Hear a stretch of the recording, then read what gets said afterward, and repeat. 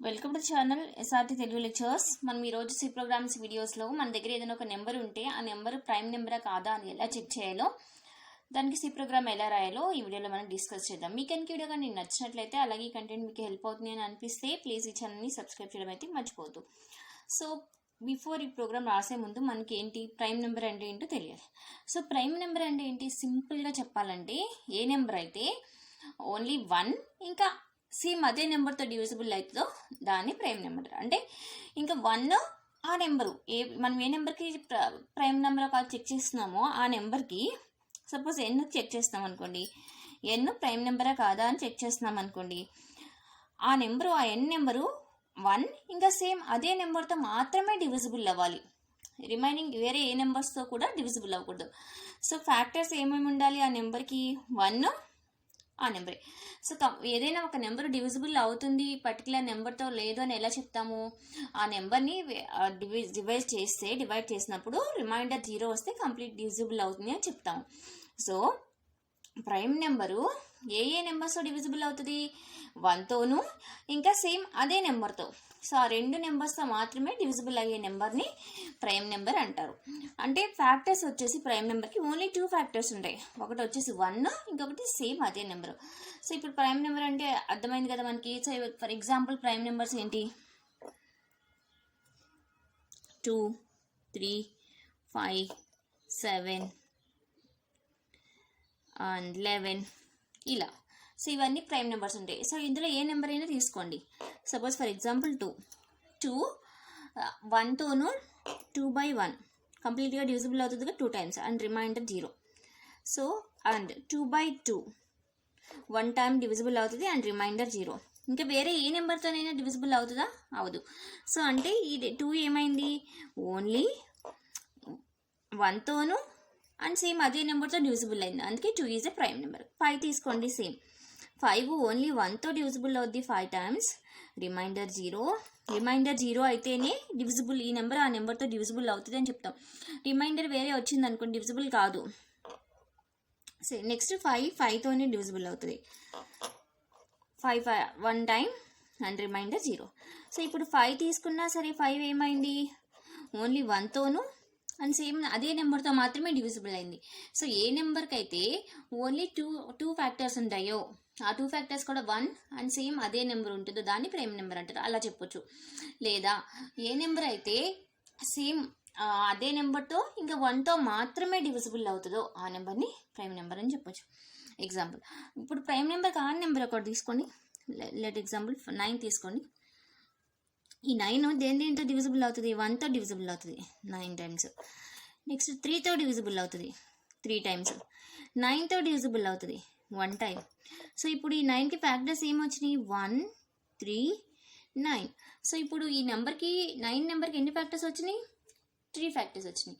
So కాబట్టి ఇది prime number కాదు. దేనికైతే ఓన్లీ 2 ఫ్యాక్టర్స్ ఉంటాయో ఆ 2 ఫ్యాక్టర్స్ కూడా 1 ఒక ఫ్యాక్టరు అండ్ సేమ్ అదే నెంబర్ ఒక ఫ్యాక్టర్ అవుతుంది, దాన్ని ప్రైమ్ నెంబర్ అంటారు. సో ఇప్పుడు దీనికి ప్రోగ్రామ్ ఎలా రాస్తాము అంటే మనం చాలా సింపుల్గా రాస్తాం ఈ ప్రోగ్రామ్ని. సో డివిజిబుల్ అవుతుందా లేదా అని ఎలా చెక్ చేస్తాము, రిమైండర్ 0 వస్తే డివిజిబుల్ అయినట్టు. సో మనం ఈ కాన్సెప్ట్లో రిమైండర్ 0 వస్తే డివిజిబుల్ అయినట్టు. దేంతో రిమైండర్ 0 రావాలి, ప్రైమ్ నెంబర్ అవ్వాలి అంటే 1తోనూ అండ్ సేమ్ అదే నెంబర్తో రిమైండర్ 0 రావాలి, అప్పుడే ఆ నెంబర్ ప్రైమ్ నెంబర్ వస్తుంది అవునట్టు కదా. సో దీనికి చాలా సింపుల్గా ఎలా రాస్తామంటే ఈ ప్రోగ్రామ్ని ఫర్ లూప్ యూజ్ చేసుకుని ఆ నెంబర్ని 1 దగ్గర నుంచి ఆ నెంబర్ n వరకు ప్రతి నెంబర్తో డివిజిబుల్ చేస్తాము. డివిజిబుల్ చేసినప్పుడు రిమైండర్ 0 వస్తుందా లేదా అని చెక్ చేస్తాము. రిమైండర్ 0 వస్తే ఏం చేయాలి, కౌంట్ అనే ఒక నెంబర్ని ఇంక్రిమెంట్ చేసుకుంటాం. సో మన ప్రైమ్ నెంబర్ డెఫినేషన్ ప్రకారం ఈ కౌంట్ అనేది nothing but number of factors check చేస్తున్నాం అని అనుకోండి ఇక్కడ.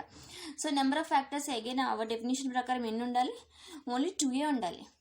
సో ఇప్పుడు ఇక్కడ కౌంట్ 2 అయితే కౌంట్ని ఇంక్రిమెంట్ చేస్తాం. ప్రతిసారి ఆ నెంబర్ని 1 నుంచి ఆ నెంబర్ వరకు డివిజిబుల్ చేసుకుని ప్రతిసారి కౌంట్ని ఇంక్రిమెంట్ చేస్తాం.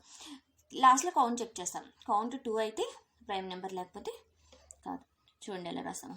First hash include str.h header files include చేసుకున్నాము. Next main. తర్వాత మనం ఏ వేరియబుల్స్ యూస్ చేసుకుంటున్నామో అవి డిక్లేర్ చేసుకోవాలి కదా. ఎన్ అనేది ఏ నెంబర్కి మనం ప్రైమ్ నెంబర్ చెక్ చేయాలనుకుంటున్నామో ఆ నెంబర్ రీచ్ చేయడానికి ఎన్. అండ్ ఫర్ లూప్ రాస్తాం కదా, లూప్లో వేరియబుల్ యూస్ చేసుకోవడానికి ఐ.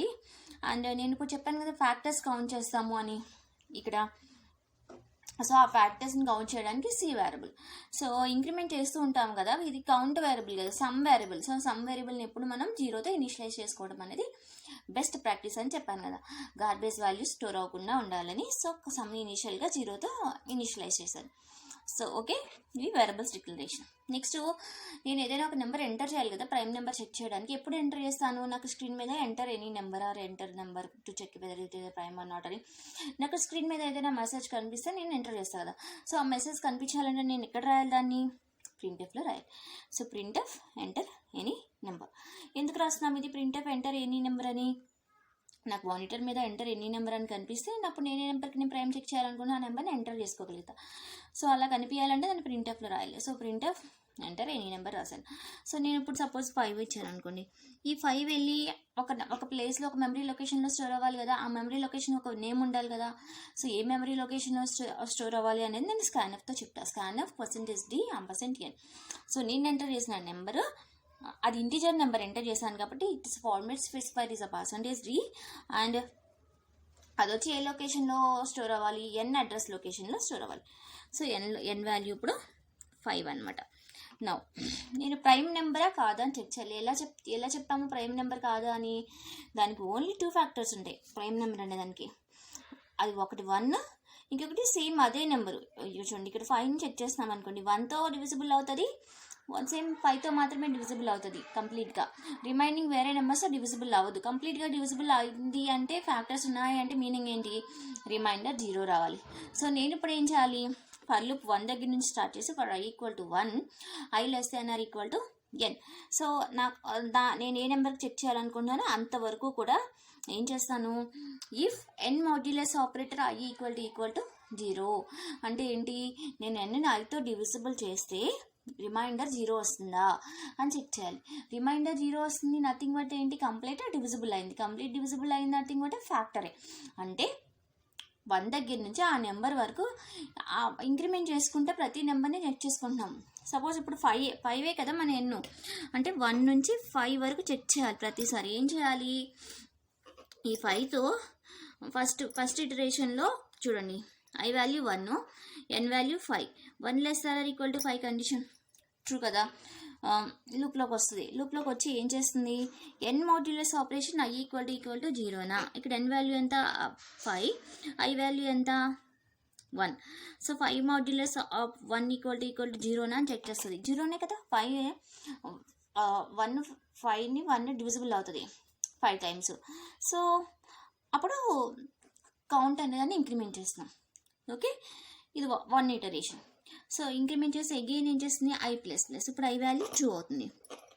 2 <= n కండిషన్ ట్రూ అయితే మళ్ళీ అగైన్ ఇక్కడ లోపలికి వస్తుంది.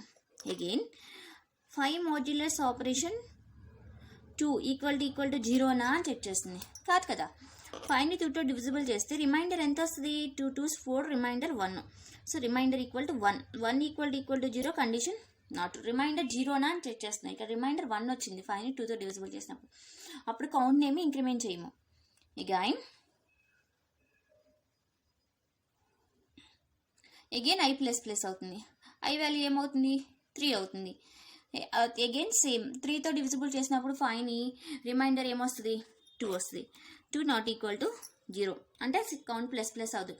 ఇప్పుడు కౌంట్ ఎందుకు ఎప్పుడు ++ అయింది, 1తో డివిజిబుల్ చేసినప్పుడు మాత్రమే ప్లస్ అయింది. కౌంట్ వాల్యూ 1 అయింది. ఓకే, గుర్తుపెట్టుకోండి. నెక్స్ట్ ఇప్పుడు i వాల్యూ 3 అయింది కదా. Next i value 4. 5 modulus operation 4 చేసినప్పుడు రిమైండర్ ఎంత 1. 1 ≠ 0 అంటే అప్పుడు కూడా కౌంట్ ++ అవ్వదు. Again i++. 5 <= 5 condition true. Again 5 modulus operation 5 ఎంత 0 = 0 కండిషన్ ట్రూ. అంటే 5ని 5తో డివైడ్ చేసినప్పుడు రిమైండర్ 0 వస్తుంది. 5ని 5తో డివైడ్ చేస్తే modulus operation is nothing but మనకి రిమైండర్ రిజల్ట్ ఇస్తుంది. ఓకే, డివిజన్ డివైడెడ్ బై అయితే డివిజన్ రిజల్ట్ ఇస్తుంది. ఈ రెండింటి డిఫరెన్స్ మీరు ఫైండ్ అవుట్ చేసుకోవాలి. ఓకే. సో 5 మాడ్యులస్ ఆపరేషన్ 5 చేసినప్పుడు రిమైండర్ ఎంత? 0. 1 టైమ్ 5 క్యాన్సిల్ అవుతుంది, రిమైండర్ 0. అంటే 0 equal to 0 condition true.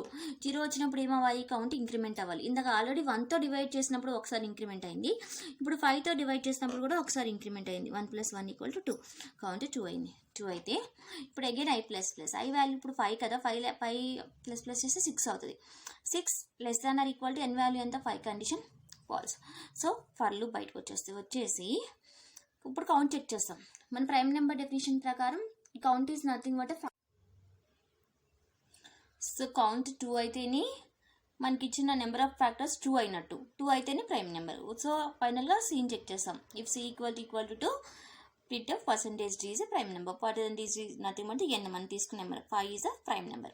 Count 2 అయితే ఎల్స్, ఒకవేళ కౌంట్ 2 కాకపోతే given number is a not prime number. ఈ విధంగా మనం ప్రైమ్ నెంబర్ కాదా అని చెక్ చేసుకుంటాం అన్నమాట. Return and main closing. So simple for loop. For i = 1, i <= i plus plus. Remainder check చేస్తాం 0నా కాదా అని. 0 అయితే ఇంక్రిమెంట్ చేసుకుంటాం, లాస్ట్లో అది కౌంట్ 2తో చెక్ చేసుకుంటాం.